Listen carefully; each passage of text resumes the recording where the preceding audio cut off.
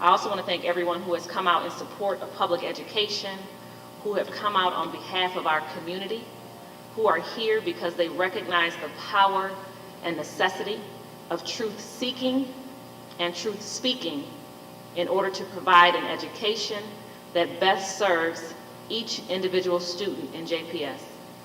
I want to thank those who understand that racial disparities exist, and the only way to eliminate those racial disparities is to face them.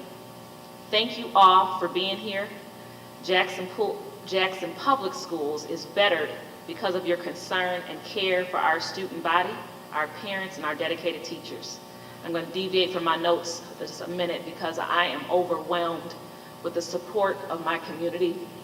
I am overwhelmed with the way that you all showed up for me tonight. I am overwhelmed that the things that I have done in this community, the messages that I have put out there, the teachings that I have given, that you all have received them. Thank you. I can't say thank you enough. Thank you. Thank you. What I expect and hope that we as individuals who respect the Constitution and each other's rights under it would do is to, 1, learn to ignore tweets that are disagreeable to you. 2, fully read the tweet and attempt to understand it. 3, choose to be a part of the solution so that in time, the tweet could no longer be factually true.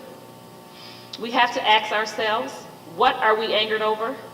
The fact that it was said, or the fact that it is true? Or is the issue our incomprehension of how policies and practices established by the white majority are impacting each of us? And the last of the real issues is an attempt to silence the discussion around disparities along racial lines that exist not only in this district, this city, our county, or our state, but across this nation. We must educate ourselves more, understand how these racial disparities are impacting us and our neighbors, and not let them be successful in silencing us. I'm a very concerned member of the JPS community. I'm here tonight as a parent of 2 white children. My parents are white Americans, my siblings are white Americans. But our skin color is apparently evil and dangerous, according to one board member.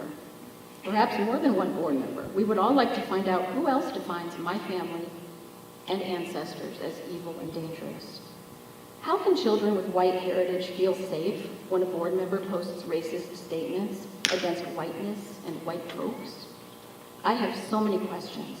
Would this apply to white teachers, administrators, parapros, staff, custodians, HR, medical personnel in the schools? Can we get the names of the specific evil and dangerous white folks in this district? Are some white folks more evil and dangerous than others? How about mixed race people? What about biracial couples? Are they exempt from this? I really shouldn't have to be asking these questions at all. Racism from any angle is wrong. What I want to know also is what happened to individualism. It's ironic that yesterday we celebrated Martin Luther King Jr. Day. To Dr. King, the qualities that one cannot change, like race, are not to be judged by others. But we have an angry and bitter judge sitting on the board, Kesha Hamilton. Dr. King wanted us not to do this, but rather to look at the content of one's character.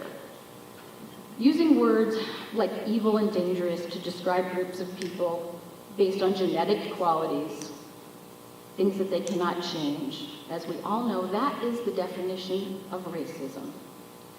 JPS should not tolerate racist comments by board members, and no regard should be given to whether it was made from a personal account. Someone in her influential position must be held to a high standard. She must be a representative for all students in the JPS system. Her racist comments should not be condoned. How can all kids feel safe when physical characteristics for which they have no control are being called evil and dangerous? It's up to the board to address this right here, right now, tonight. I ask that you find the courage to call a motion to condemn Kesha's statements and ask for her resignation. We will wait.